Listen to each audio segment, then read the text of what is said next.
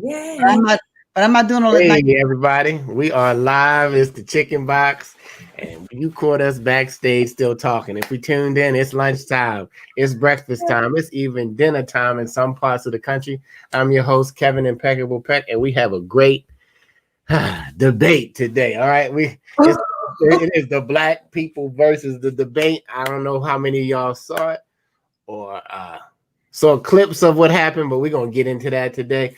If this is your very first time tuning in, we are not popping up on your thread by accident. You're supposed to hear the Chicken Box right now. So grab your lunch, grab your breakfast, grab your dinner, because here on the Chicken Box, well, if you're from Baltimore, you know what the Chicken Box is. It's 4 wings and fries, okay?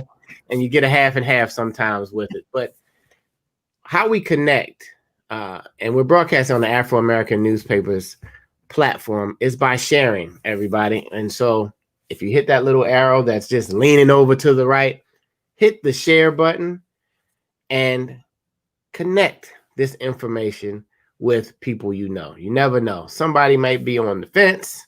They might be having a debate about if they're going to vote or not. And this may push them over the edge. Hopefully you already know what you're going to do, but this may put them over the edge. So again, the Chicken Box, you're here with us. We dispel stereotypes, myths, all kind of rooms, and we inform, educate, and inspire constantly with education and a little laughter sometimes, because every now and then things are just too serious. So my co-host, Dr. Draper, how are you? I'm well. How are you, I Impeccable? meant to say my boomer friend. Your boomer friend? Well, how are you, my extra friend? Absolutely. If y'all didn't get that, that's a baby boomer and a Gen Xer. And of course, we have the one and only Misha Green, our millennial friend, hanging out with us today as well. What's happening? I'm really excited to do this. Kevin knows and Dr. Draper knows I have been anxious about this conversation just because, I try to keep it nice and neutral as a journalist. I think I'm generally pretty good at that. I don't know how good I can be today. Well, this is the Chicken Box where you speak your truth. And exactly. I don't know how journalistic that you have to be, because sometimes you feel strongly about a certain topic, and that's why the Chicken Box is there, for you to get up and speak your truth. Now, we don't know if it's everybody's truth, and that's been a problem during this age. When somebody doesn't agree with what you agree with, all of a sudden you are totally enraged, mad with that group of people, with that person. And I don't know how that's going to work out in the future. If every time somebody disagrees with you, you go into a rage. But anyway, it's black people versus the debate. If you want to call it that, those who were able to watch it, we have a special guest on with us today that we're going to introduce in a minute. But what do you, 30 seconds, Misha Green, you saw the debate. Tell me something that you want to share right quick. Well, just to jump in, I will say I do feel like I can be a little bit more liberal in terms of my views today and say what I want to say and not have to act quite like a journalist, since the leader of our free world did not act presidential. And I got to say, in general, I'm not sure that Vice President Biden was quite vice presidential either. It was quite a display of unprofessionalism, and I was really embarrassed watching that debate on Tuesday. I know that a lot of it was with feelings and reactionary action, reactionary moments and movements and words that sort of allowed for what happened to happen on Tuesday. But I have much higher standards for the leaders of our country, so I'm off the box for now. There you go. That's your 30 seconds. You expected higher of some people who don't even expect higher for themselves. Dr. Draper. I did not expect higher of the president. I think he was the same way he's been his entire life, disrespectful and rude. I need to teach him what I teach my grandchildren. You all heard of the waste principle. Anybody heard of weight waste? Well, weight, WAIT. When you talk too much, you got to ask yourself, wait, why am I talking? And then waste, spelled WAIST. I know it's really WASTE, but waste. What I say to my granddaughter and what we say to each other, we do like this. Why are you still talking? Why are you still talking? Still talking, And so, Misha, I don't agree. I didn't have high expectations because Donald Trump has been the same way before his presidency. Like I said, he's rude, he's disrespectful. He says whatever comes up comes out, and he's not been presidential from day one. And so I didn't expect much more from him. But what can I say? It was what it, like Michelle Obama said, it is what it is. When they go high, go low, we go high, but they stayed so low. I don't know, you had a whole, up to go a long ways to go up to not make it at that caliber, but it was really painful to watch. Yeah. And I just want to make clear, I did not have higher expectations for the president. But what I'm saying is I have higher expectations for any leader of our country in general. Okay. Yeah. Yeah. For the office. For the office. I get it. This is the Chicken Box. If you're tuning in, put in the chat if you watch the debate or not, because we're going to want you in this conversation. Because as we get started, what are some of the stereotypes, Misha, that you have heard about this debate? Well, it's crazy because when I was listening for him to specifically say something racist. And not only did he say something racist, but he was so incredibly offensive. I knew that we were talking about this on today's show. And so I was waiting for the moments, unfortunately, that I could pull. And maybe that sounds pessimistic, but yeah. And so he, of course, lived up to that expectation. He called COVID-19 the China plague several times during the debate. That's not something that is new to the president. Excuse me, dogs. They're going crazy because they can't stand it either. Hush. All right. Trump speaking for Black people and saying we've never forgotten Biden's 1994 crime bill, and that he called, hush it, and that he called Black people super predators, which we'll talk about later, but fact check is not exactly what Joe Biden said. And Trump cannot speak for Black people. So that was another major sort of stereotyping that he did. He kept referencing the suburbs and issues in the city, and that there would be no need for suburbs if there weren't issues in the city, but also implying that Black people don't live in the suburbs, and thus there are no issues there. And then, of course, what everyone is talking about, he said he did not denounce white supremacists. In fact, he told them to stand back and stand by. I have a major arts background, and I know when I hear stand by, I am just waiting for my moment to get on the stage and do my thing. And so he's telling white supremacists to do that. I can't wait to talk to our guests about that.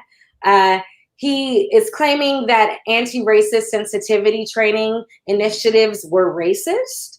And one of his favorite slurs of all time, and again, stereotyping, is when he called Elizabeth Warren Pocahontas.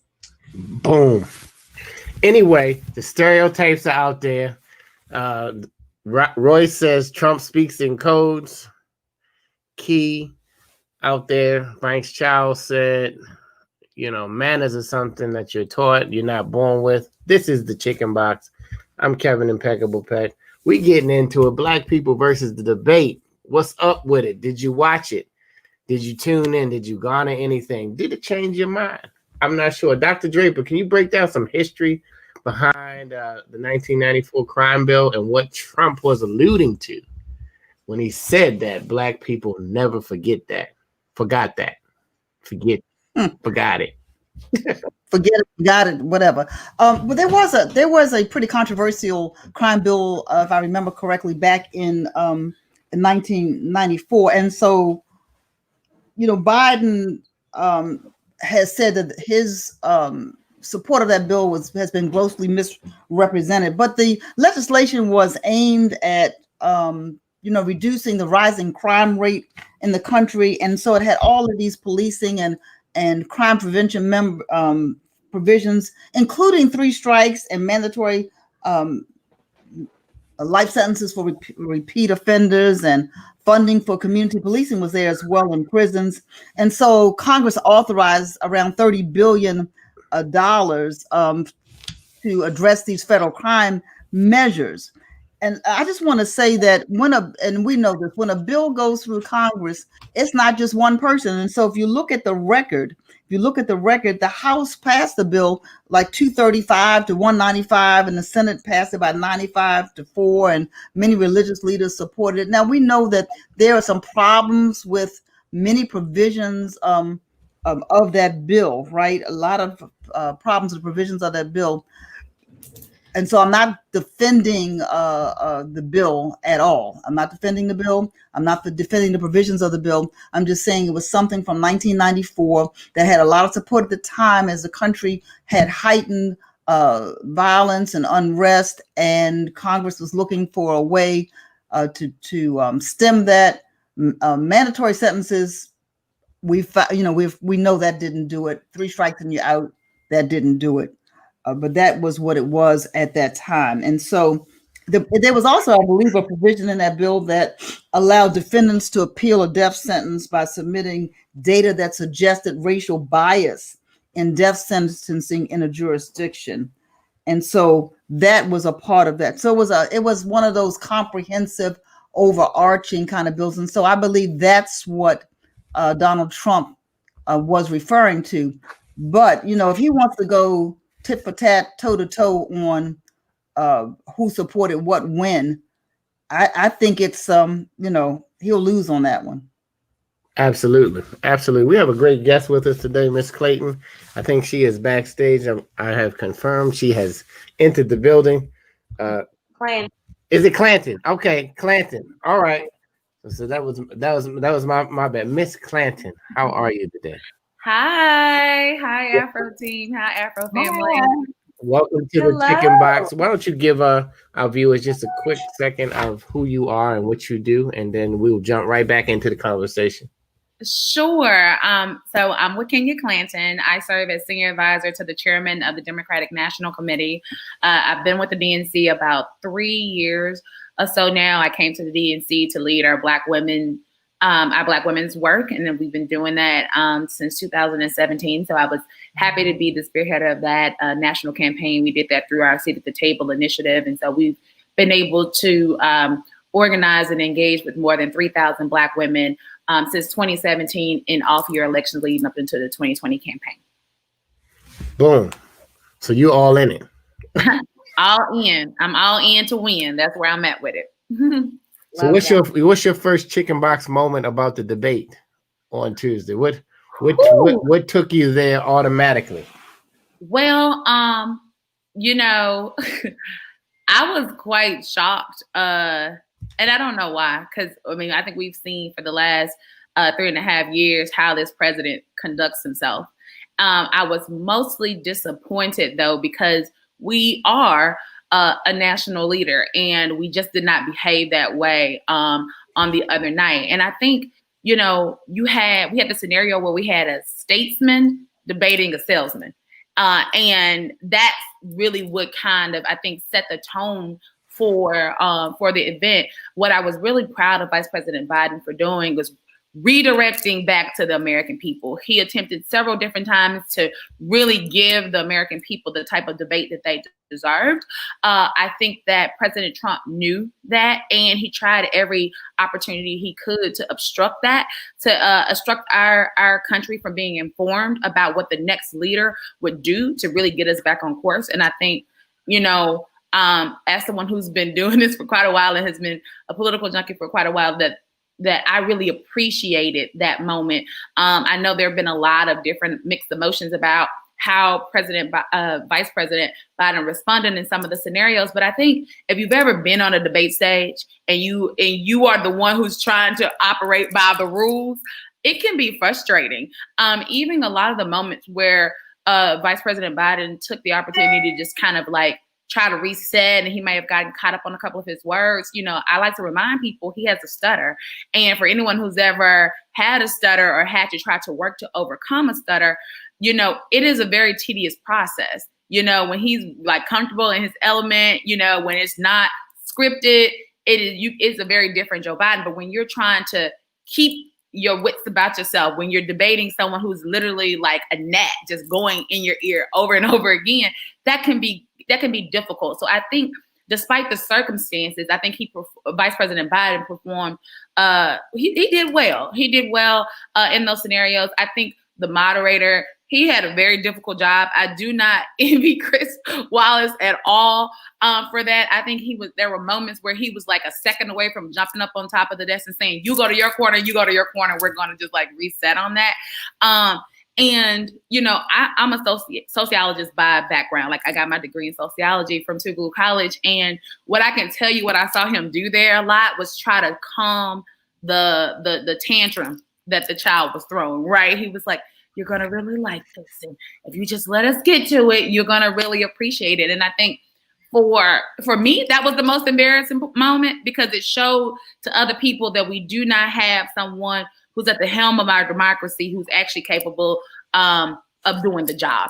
And so I think for me, it was more one of those moments where I was glad that the vice president fought back on Donald Trump. He is a bully. And I think sometimes the best way to deal with the bully is to let him know you're not afraid of him. And that's what he's been accustomed to for the last 3.5 years. You have a Senate that will not challenge this president on the premises of checks and balances. We have the House that's doing its level best. And I just want to say thank you to Speaker Pelosi and the House Democrats for the work that they're trying to do to move our country forward. There are hundreds of pieces of legislation that are going to die on Mitch McConnell's death, along with the more than 200,000 Americans who have died due to a virus that we could have prevented. We had a president who who admitted on tape that he knew that this was airborne, and time enough, during the same time he was telling people not to don't go buy the mask. The masks are going to make you sicker.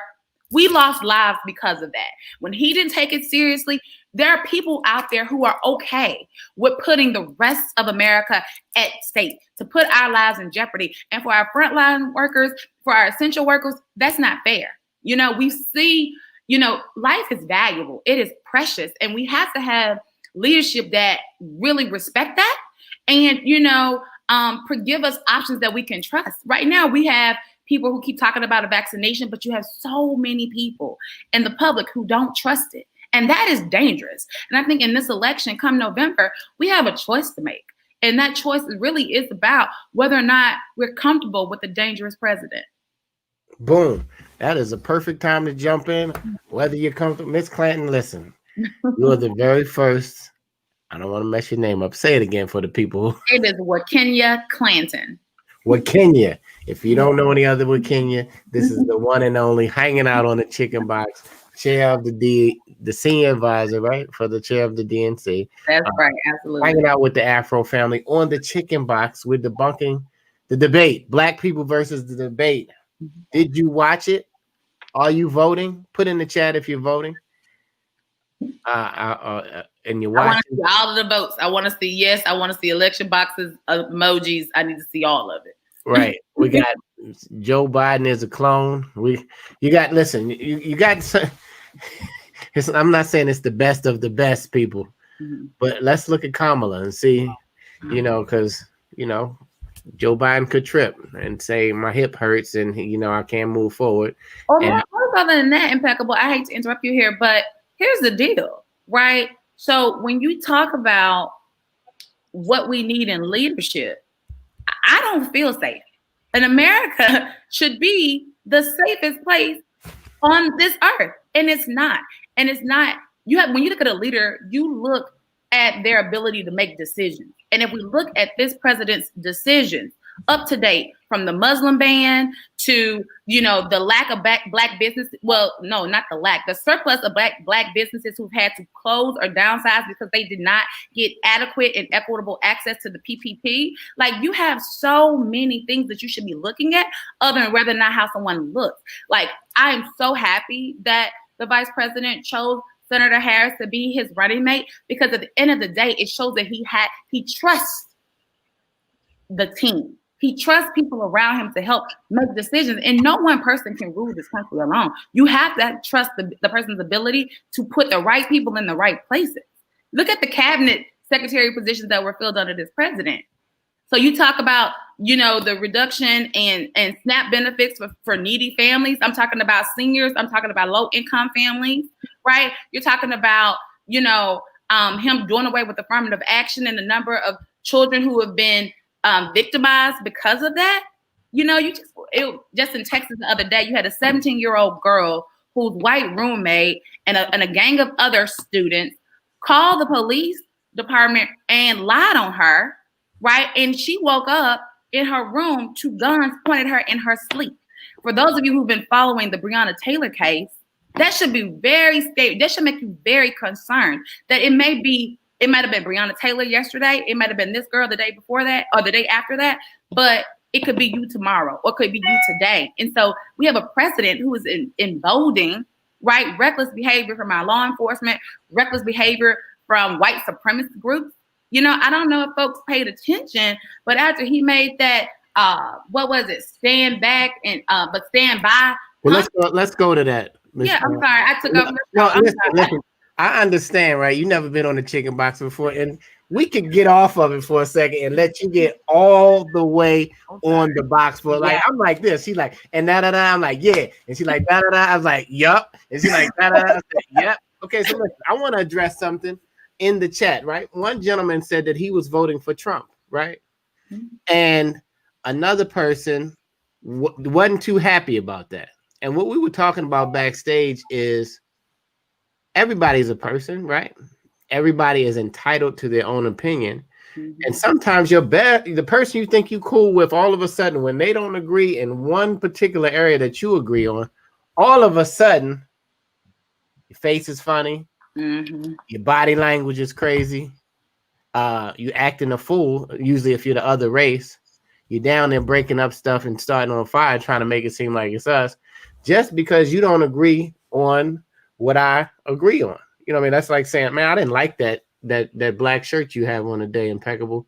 You know, I'm done with you. Black is my worst color. You know what I mean? And all of a sudden, you are thrown all out of sorts, and that's what happens when you meet a black friend, right, that says he's a Republican. You just look at, all of a sudden you are looking at this guy side-eyed, but why? Why do you think, Misha? Why do you think people, when they hear that somebody is disagreeable with what their position is, all of a sudden they take offense to it?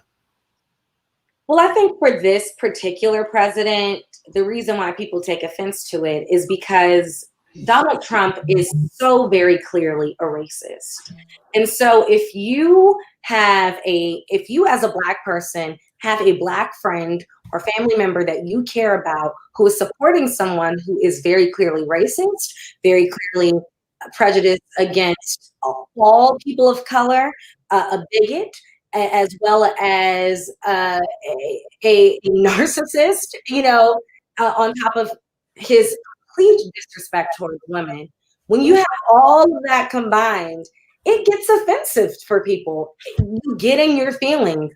We have fought long and hard for civil rights, and this president and his administration has done a lot of things that seems. Well, I know why you feel about that about Trump. I'm asking, why do you feel about that about people who don't agree with what you agree with? If they are supporting a person like that, it then makes you feel sideways or think another way about a person. How can you support someone who is against me as a woman, as a black person, as a thinker, as someone who looks and understands that climate change is real, who understands that over 200,000 Americans have died and our president did not care?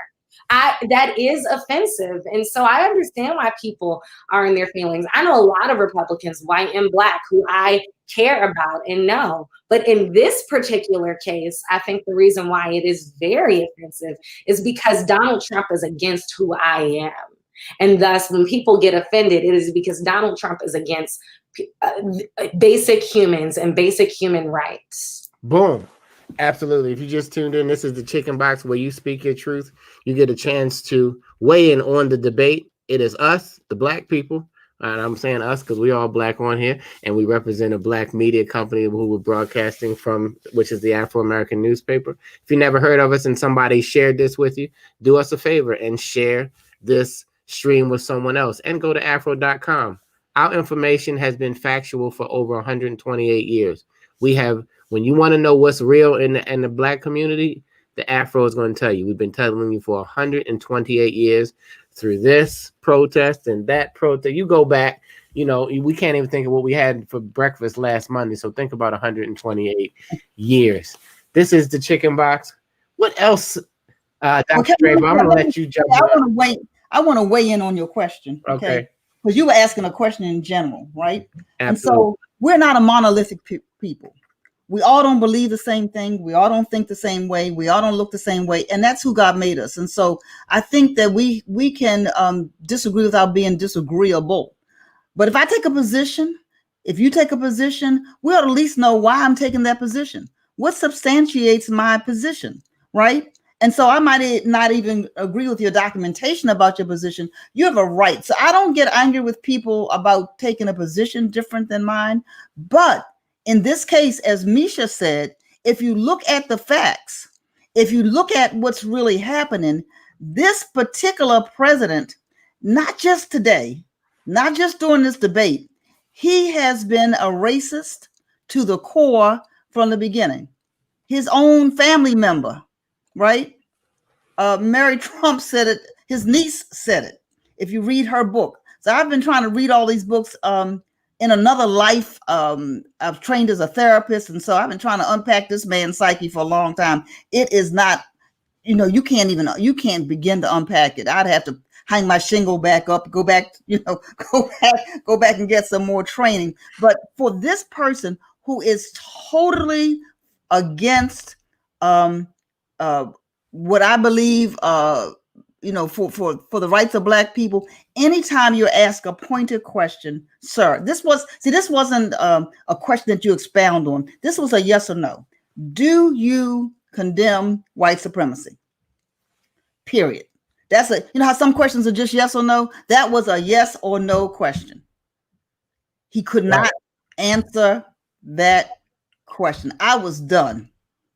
That's like somebody who's unapologetic and they really aren't remorseful about what they did, but the person is like, give me an apology. Okay, I apologize. You know what I mean? They don't really mean it, but they just put their hands on their hips just because they want somebody to shut up.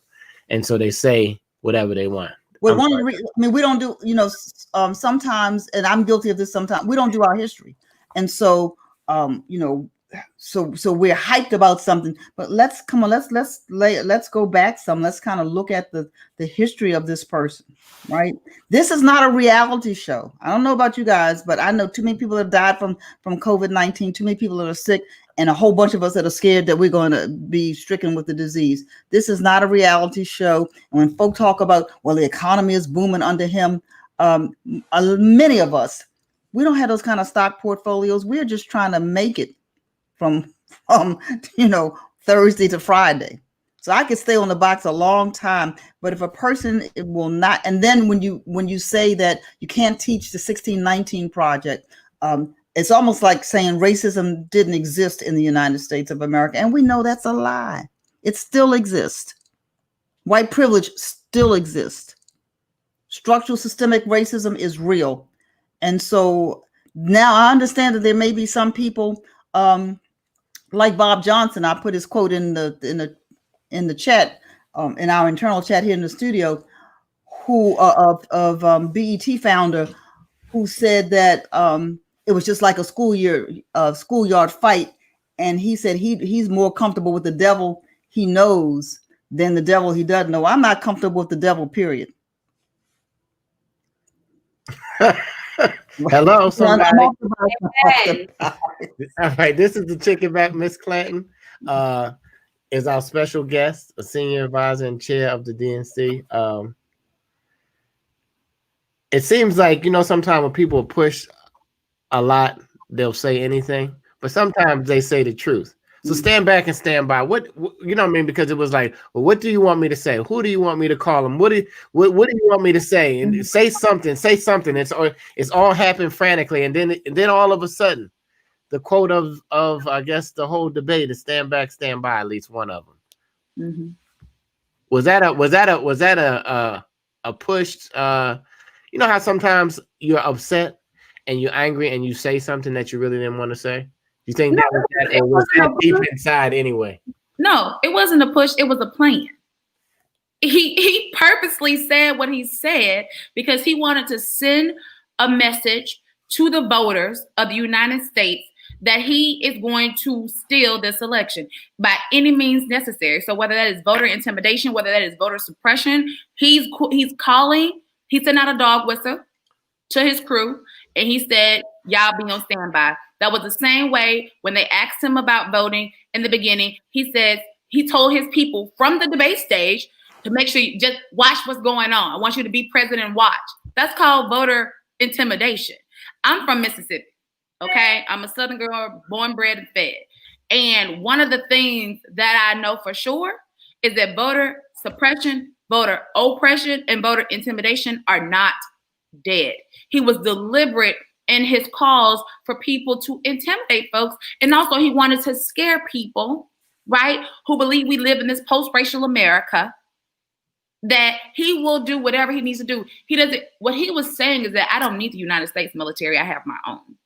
And anyone who paid attention to what happened in Oregon with the Proud Boys, what happened in some of these other rallies across the state when he's out here hopping from state to state amid a pandemic, calling people to rally, putting their lives in jeopardy. He had a former presidential candidate die because he attended one of his rallies and he didn't even acknowledge it. That is how self-absorbed that man is, right? And so I think when you hear words like, stand back but stand by, for a lot of people that's traumatic, particularly Black people in this country, specifically Black women who've only had our right to vote for a little bit over 50-some years, right? And that's shorter than most people have been alive. Then most Black women have been alive, then we've been able to exercise our right to vote. And so when I think about women like Fannie Lou Hamer, right, who gave her very all to ensure that Black people had a right to vote in this country, particularly in the Deep South, that our voices would not be suppressed. I see this president as a threat to, and I think it was to Misha's point, it's a threat against my personhood as a woman here, as a person in the United States of America, a Black person who had a grandmother who had to labor for her right to vote, right? And to hear him call those people to act and intimidate people like that, that's not a good feeling. And it also it does not represent who we are as a country. And so I think on November the 3rd, we have a job to do. We have a job to send him packing in the most overshadowing of a way. And I think that is the ballot. That is the vote. He's called for, this president does a lot to, scare people from and discourage people from participating, from saying, oh, let's just do away with the ballots. If we do away with the ballot, we don't need an election. We'll just have it a continuation. That's not how the Constitution works, sir. That's not how this process works. But he's grossly unprepared to do this work. And he's been that way for 4 years. He's the only person I know who's been able to outlast a probationary period and not know what he's doing in his work, right? And I think this is November, we have to just go ahead and fire him, because this is it. He likes to fire people. It's time for us to fire him. Right. He needs to go. Boom, you are fired at the polls. This is the Chicken Box hanging out with Miss Clayton from the DNC. She is on it. We are on it. I'm on it. I see y'all in the chat. Dolores on it. John, Q Menley on it. Voting. The Deep South, the Deep East, the Deep West, and the Deep North are going to go to the polls, and we Mhm. got to fire somebody. If you want to fire him, you have to get to the polls. This is about the polls, but this is also about the debate. Now, the fact of the matter is, I would say 90% of the people who watched the debate already knew what they were going to do, right? We wanted to really see what was going to be said. So they brought up something about the sensitivity training. Did you guys remember that part during the debate? Anybody want to weigh in on that when they said they did away with it, right? Right. Well, so the federal government has said, under Donald Trump's direction, that we don't need sensitivity training because it's misrepresenting American history. He's got that's another lie, because we all need sensitivity training. It's like the person that says, "Well, I'm not racist." Well, until you really understand what being racist is, and the people who say, like Donald Trump, that there's not systemic or structural racism, they really don't understand the definition of what that word is. There were so many interruptions the other night. I don't know if people heard Joe Biden say he had already undertaken that training. I've undertaken that training as an African American woman. Okay, so I've been through that training myself, and we are all in process of being trained. So for him to say that government workers and others do not need that kind of training just shows how out of touch he is with what's really going on. His characterization, it seems, of African Americans, you take the comment he made in Philadelphia, which was about Philadelphia, rather, which was nothing more than a comment about voter suppression. It's almost as if he looks at us as if we're his property. That we belong to him, and that that he's done more things for Black people than Abraham Lincoln or something. Abraham Lincoln didn't do that much. He doesn't know his American history. So let's not get on that chicken box, right? So so we're not property. We're not some kind of afterthought. We built this country. Literally. Literally, we built this country. We were enslaved and free labor for a long time, and some of us are still free labor for the underrepresentation and the underpay that we receive. So that I'm going to get off the. Dustin says it clearly. He's out of touch with reality. Yeah. Well, the other thing is only a reality show. That's the only thing that he was. Tony, you made a really great point there when you said he treats us as property. From day one, he's always characterized Black people as my African American, right? Like he's always said that. That's how he talks about us, as though we belong to him. We are not 3/5 human. We are whole people who are individuals. And there is no ownership associated with us, but he does treat us like commodities. He even talks about us and his policy solutions as commodities. And, I think that is probably, when you hear people like Bob Johnson say things like, I want to deal with the devil I know, I don't want to deal with the devil at all. Me neither. And I think, when we talk about that and everybody wants to your point, I think, Tony, you said it earlier, everybody wants to talk about how good he is for business, but whose business? Because, there are, for the African-American businesses that are out there who literally built their businesses off the savings that they had, and had to employ 1099 workers, they weren't met under that PPP, no barbershops, no beauty salons, no churches, until the second round that came out of the House. But even then, the resources weren't good enough. And so when you think about that, I think we have to think about the whole picture, not the part that we want to attach to. There's too much. Children are going back to school right now with no protection. Families are having to go back to work with no protection. And I think those were the things that were missing in the debate that he didn't want to have come out of that debate, right? He didn't want his insufficiencies to be acknowledged in that debate. And I just wanted to offer it, and I really want to thank you for bringing that point, Tony, to light about how he treats Black people like property. And he does it within his administration, and anything that goes against his principles, if you want to call them that, right? Or I should call them positions, as a leader, he sees that it's something that he has to do away with. And it's just not presidential. Absolutely. This is the chicken box, not presidential. It should be the name of the debate that we saw, because I don't, the commission had to come in and and say, look here. I've seen better debates in elementary school, I think, who had at least more structure and more respect. As we see, some people you can never shut up. And that's just who they are. And we all know them, whether we see them on TV or not. We got friends, or used to be friends like that. People we associate with at our work, they never shut up. They always gonna want to get the last word.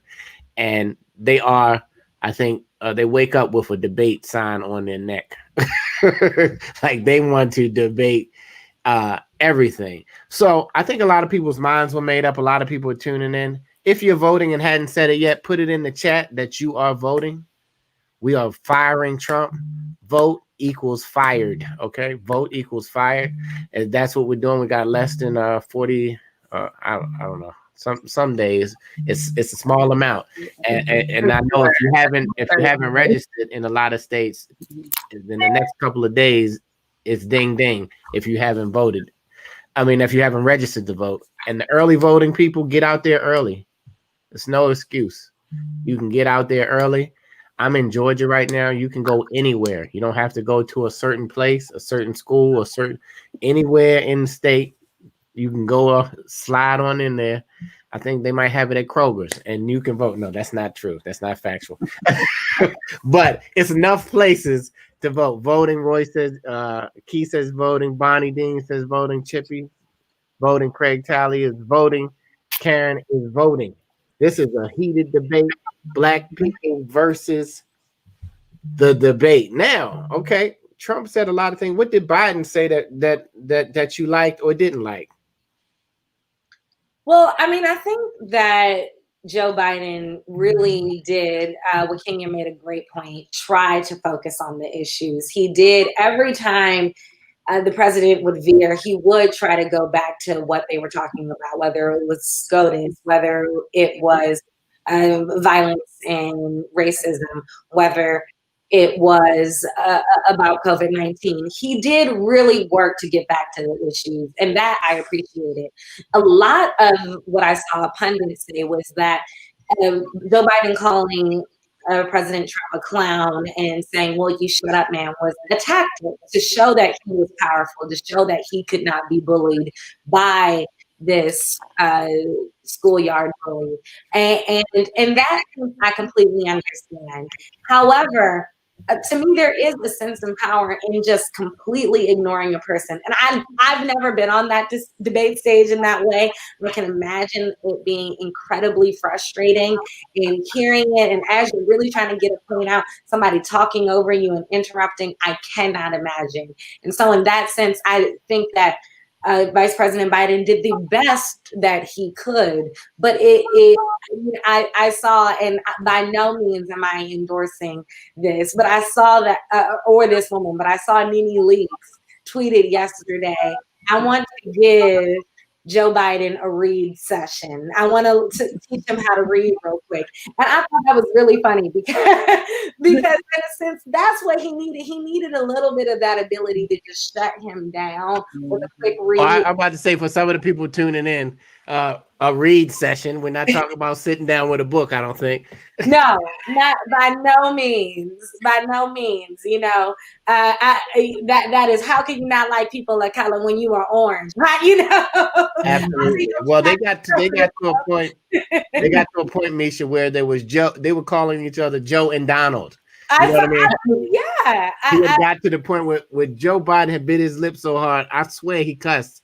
We all heard him cuss like 5 times. It just didn't come out. But in his mind, I thought they were going to come from around the podiums at one time and do what they've been wanting. You know, it was more like an MMA fight, sort of, without swinging any punches, if you put it in that sense. But no, for sure. And Biden was really good, because what Trump did was try to attack Biden on things that he could have potentially done had he been president. If he were president, more people would have died on his watch. If he were president, then we would have, our cities would be more violent. Trump kept on, thinking he was Miss Cleo during the debate for some reason. But Biden really did attack the issues and attack Trump and what he had not done. particularly with COVID-19. So to answer your question, in that sense, I was really pleased with Vice President Biden. I wish we got to really hear more points. Not. I guess what I want to say too, Biden said some good things. I like that he spoke directly to the American people. And I also want us to keep in mind, this is a little bit off topic, but it's on this topic. Remember, Hillary Clinton won the popular vote back in 2016. And so many of us are from heavily Democratic states like we are in Maryland. That he's not caring about Maryland. But people in Maryland ought to be caring about these swing states and seeing what we can do, whether it's a phone, bank or something, because what happened in 2016 can easily happen again if we don't wake up. And so Florida, North Carolina, Ohio, even states like Pennsylvania, Wisconsin, and Michigan, which Hillary Clinton took for granted, are still up for grabs.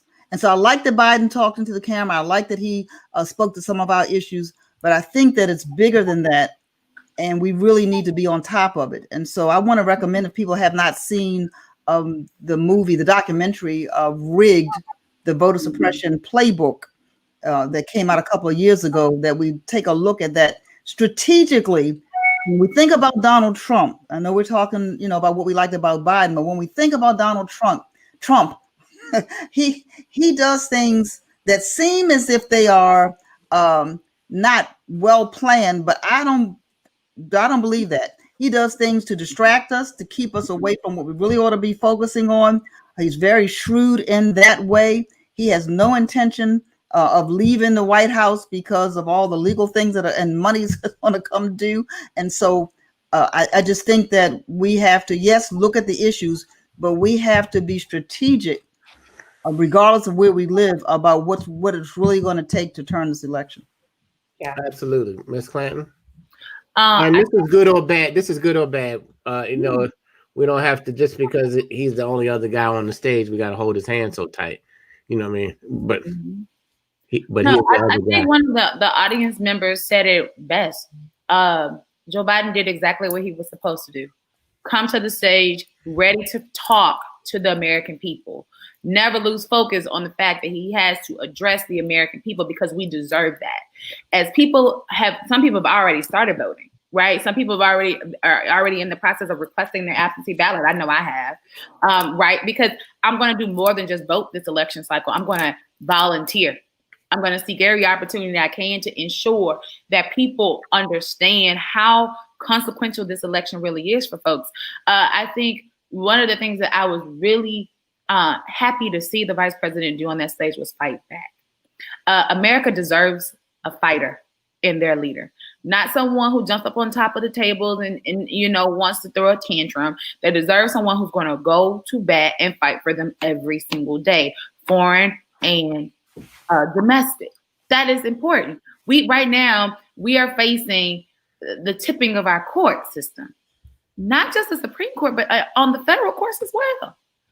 We need someone who's in position and ready to go when it comes to that. One of the things Bob Johnson didn't point to in his comments about, him going with the devil he knows, was that the devil, is also stacking these courts with conservatives down the ballot. And the majority of our people live in these districts where he's putting all of these conservative justices. That is an injustice to our people.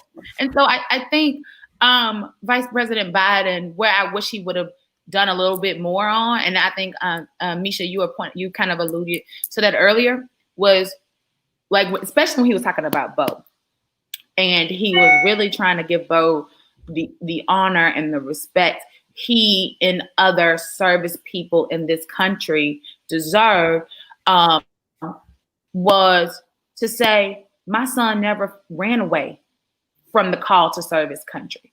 You did, right? You didn't want to work for the stars and stripes that you talk about in the Star Spangled Banner. You wanted to steal it. And that's what you did to Hillary Clinton. And so I think being able to be very stern in how you draw that contrast between what true patriotism is in this country versus what you want it to be, right? I think that was an opportunity there that I really wanted. And I also wanted him to drive in a little bit harder around the fact that he called our United States military weak. Mm-hmm. Never have I ever heard a commander-in-chief of the United States of America call its troops weak. That would never have been something you would have heard any president, in my recollection, say about his troops. These are the men and women who are on the front lines protecting our country under your leadership. You know, you want to treat them as though they're some type of tokens at a fair, or some pieces on your chessboard or your checkers board, because you don't play chess, on your checkers board, hopping around, you know, misutilizing them and turning them against American citizens on American soil. At some point, we got to call a thing a thing. And his actions are borderlining treason. And until we get a Senate that's really able and ready to call that a thing, we're going to be in trouble, folks. And so I really want to say, when I think about, and it could just be me, because I believe, you know, we live in the safest, most dangerous place in the world. You know, you got 30 seconds on the box. I know you're in the box. I'm going to move it around, and I'm going to give you a final word to really hammer it in. Because, listen, we can have a whole show like with you, Miss Clanton, for the DSP. I'm sorry. And you're going to have to come back. No, it's nothing about, because, see, your passion and your energy towards the cause is, you know, I can't even think of it's contagious. You know what I mean? And it's spreading, and people are in the chat. They're saying facts. Byron joined us, Key. You know, people are just tuning in because it strikes a chord at home. But I want to jump to our millennial buddy and see what the pop culture is saying about this. And we have to get an Afro fact in every show. And we try to keep this to under an hour just to respect everybody's time. Misha? Okay, so, you know, pop culture is definitely eating up this whole debate. And I tweeted right after it happened that there would be gifts and license plates and songs saying, "Will you shut up, man?" And of course that already exists. But also the side of pop culture that we don't want to see, the side that we here in Washington, D.C. or in the DMV region don't see very often, but those from those Proud Boys that he called out by name, who now have bumper stickers and have slogans and flyers saying "Stand back and stand by." That was a rallying call for them. And so pop culture in both sides of the political and cultural realm are eating that debate up alive. However, it's not necessarily for reasons that I'd like to see, and that I think is pushing the agenda forward. The only thing that I can hope is that we really, really push voting and pushing a voting plan and pushing fact checking. You know, just listening to some of the statistics that the president said the other day, it was just absurd. He talked about 200 some odd generals supporting him, but there have been nearly 500 generals who have endorsed Joe Biden. Over half of those that he tried to boast about in the debate. So fact checking is really key in this. I love pop culture. You all know that when I first started as a journalist, pop culture was all I wanted to do. But at the end of the day, we have to fact check, because we can hear a lot and be influenced a lot by pop culture, but the things that this current president is telling us is just false completely. So I have to say that. Now on to Afro facts. Sorry, off my box into Afro facts, and it's a short one. This week's Afro fact is inspired by October 2nd, 1962, and it's actually debated on whether it was the first or second. So we're gonna wrap that it was one of these today or tomorrow. Now, we actually talked about James Meredith a few weeks ago in relation to the Supreme Court ruling in favor of Meredith, who had been continuously denied acceptance into the University of Mississippi because of his race. We talked about the fact that SCOTUS supported Meredith's admission and said that it was illegal for the University of Mississippi and unconstitutional, more importantly, for the University of Mississippi to block him from being admitted in. And so after he was finally admitted and 3,000 troops had to quell riots due to his acceptance, Meredith prevailed and enrolled into the University of Mississippi. And that's this week's Afro Fact. Boom. The grease is getting hot. The chicken box is sizzling. The debate. Did you watch it? Guess what? This is the age that on demand, if you just wanted to catch it, if you just wanted to catch up, and sometimes people are like, look, I know what I'm going to do. I don't have to watch it. I already have made my mind up. And some people want to garner into some of the other things. I think Mrs. Draper said it best. Trump is the master of distraction. And he does things sometimes we think he's aloof, but he is very, very calculated by every tweet, by everything he does. It's the art of war for him.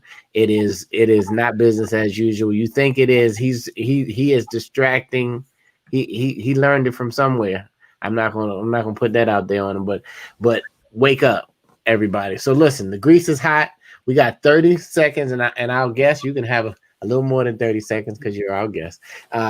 And Mrs. Draper, you're on the box. I'm on the box. I'm going to do like Van Jones did. I don't know if you all heard Van Jones's commentary after the debate, even though I was much more into what Stephen Colbert was doing. But here's what Van Jones said right after the debate. He said there are three things that stuck out from this debate, and I'm with Van Jones. Three things. Number one, Trump refused to denounce white supremacy. Number two, Trump refused to denounce white supremacy. Number three, Trump refused to denounce white supremacy. I'm off the box. Whoa, that's less than 30 seconds. That grease must be really hot. It's hot. Misha?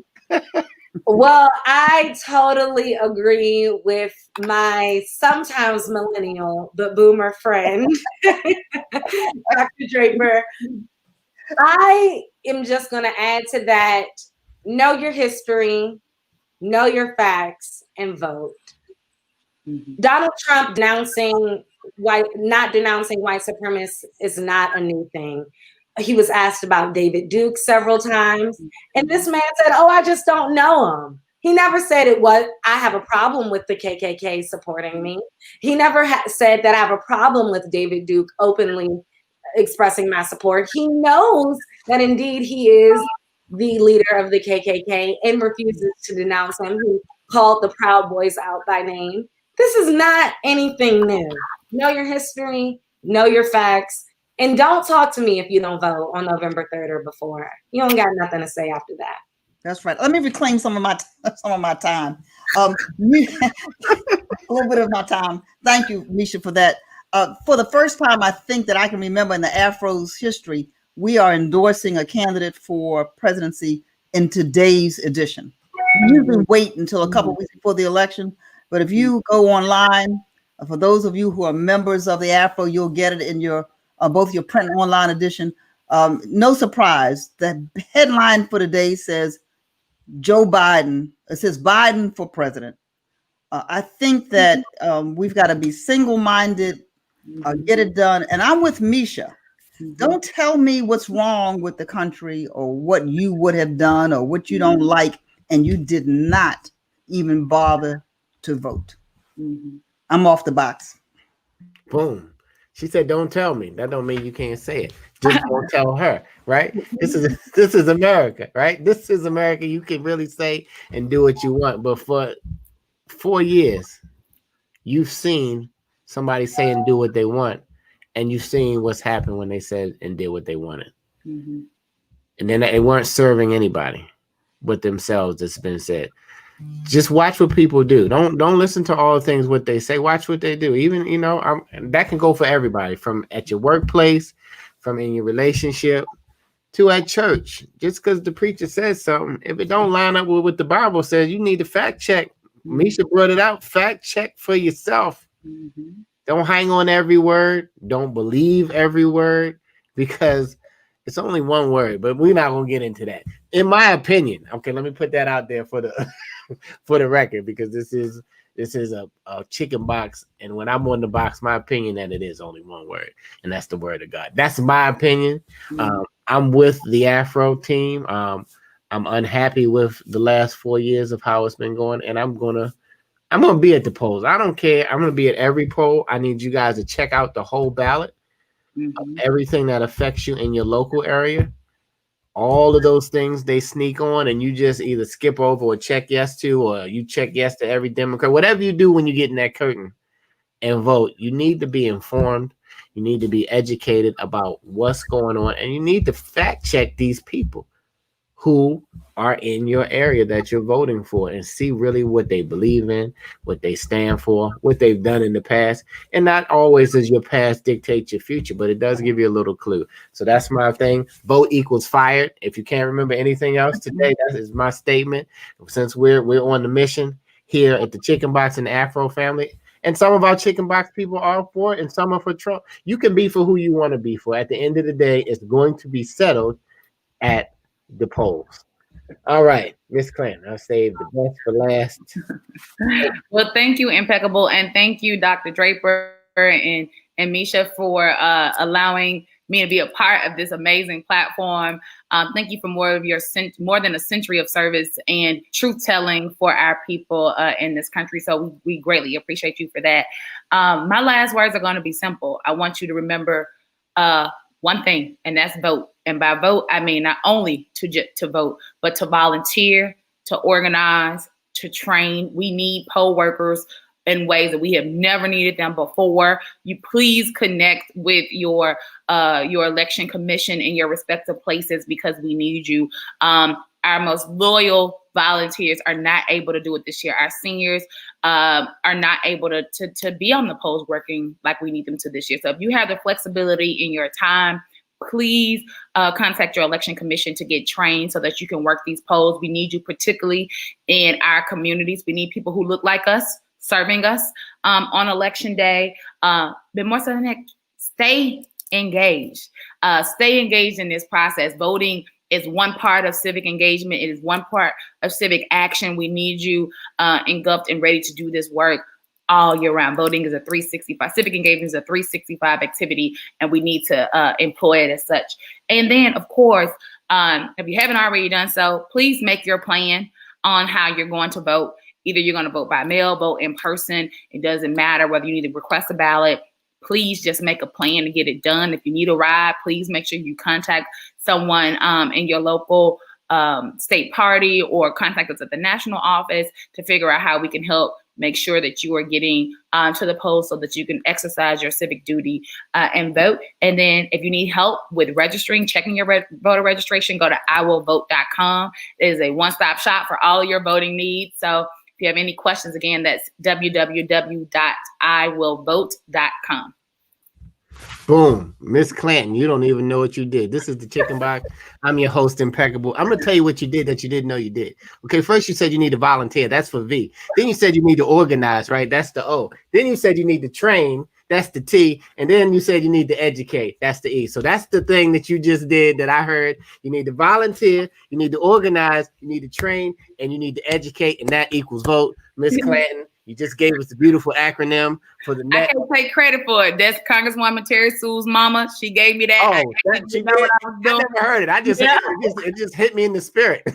Thank you. But I'm an organizer too. So once an organizer, always an organizer. So every opportunity is an opportunity to get people doing what you need them to do. And that's volunteer, organize, train, engage, and educate this election. And everybody from Mississippi watching, this is Mississippi's finest.